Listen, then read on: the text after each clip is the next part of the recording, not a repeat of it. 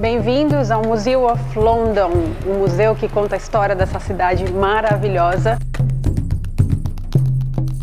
Conta a história da cidade antes mesmo de Londres ser Londres. O Museum of London é muito fácil de visitar, porque aqui é tudo dividido cronologicamente. Como a gente falou antes, começa antes mesmo de Londres ser Londres, na era paleolítica, mesolítica. Tem objetos aqui de 200, 300 mil anos.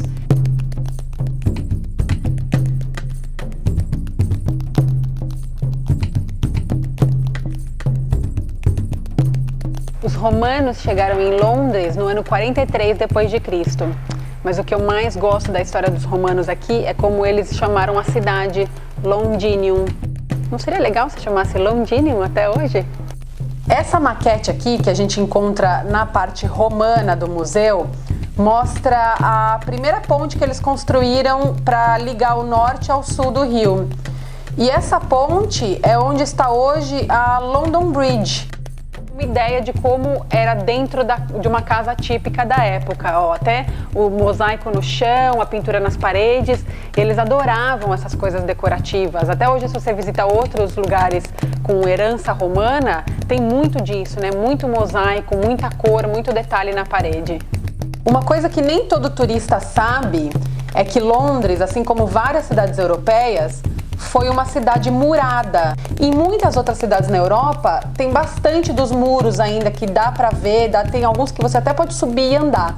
Mas aqui em Londres não sobrou muito do muro original.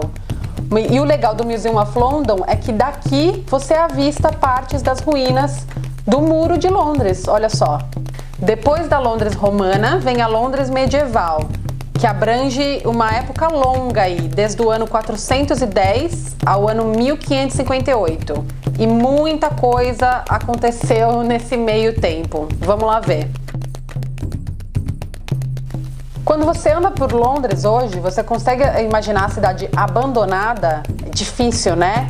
Mas imagina só, quando os romanos foram embora, Londres ficou sim, vazia. De Londinium, Londres passou a se chamar Londonderry, quando o rei saxão Alfred refez a cidade, reconstruiu a cidade. Uma reprodução de uma casa típica dessa época, depois que Londres foi reconstruída. E é engraçado entrar aqui hoje e achar isso aqui bastante espaçoso, maior até do que um flat que você encontra para alugar no centro da cidade. Depois da ascensão de Elizabeth I ao trono em 1558, Londres passou por um período bem difícil. Teve guerra civil, teve o incêndio de 1666 e teve a peste. Mas nem tudo é ruim. Essa era a época que as peças de Shakespeare estavam bombando e as pessoas vinham para a cidade ver as suas peças. Ou seja, já tinha aí um background cultural muito forte que resiste até hoje, felizmente. Essa aqui é uma maquete do Rose Theatre, que é onde as pessoas iam assistir as peças do Shakespeare.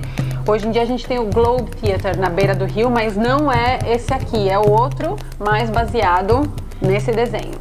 No andar de baixo do museu, a gente vai ver a Londres mais moderna, chegando na Londres que a gente conhece hoje, começando em 1670, passando pela Era Vitoriana. E onde será que termina? Esse documento de 1675, mais precisamente fevereiro de 1675, é uma lista de causas de morte de pessoas naquela época, especificamente uma semana. E tem umas causas do tipo tosse, febre, aí passa por umas coisas mais esquisitas. Vento. Tem uma aqui escrito suddenly, que significa de repente. Causa da morte, de repente.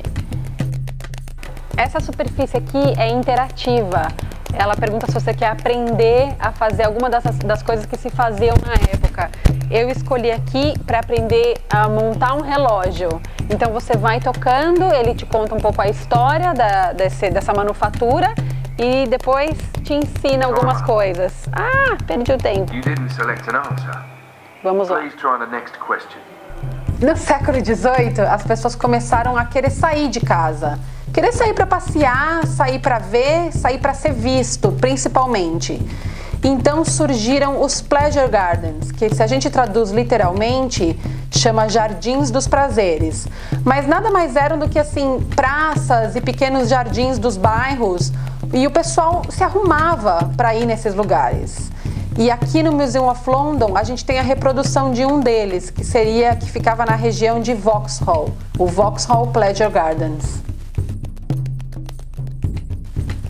Agora a gente chegou numa das minhas partes preferidas do Museum of London, que é essa reprodução de uma parte da cidade na era vitoriana.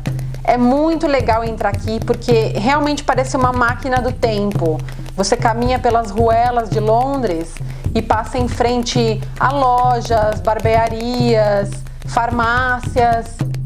Agora a gente já está entrando no século XX e a gente já dá de cara com um dos acontecimentos mais importantes da época. E eu sei que você está pensando que a gente vai mostrar coisas da Primeira Guerra Mundial, mas não, estamos falando das sufragistas que conquistaram o direito ao voto para as mulheres. Aqui tem toda uma exibição dedicada a elas e ao movimento que foi tão marcante e inclusive virou filme, né?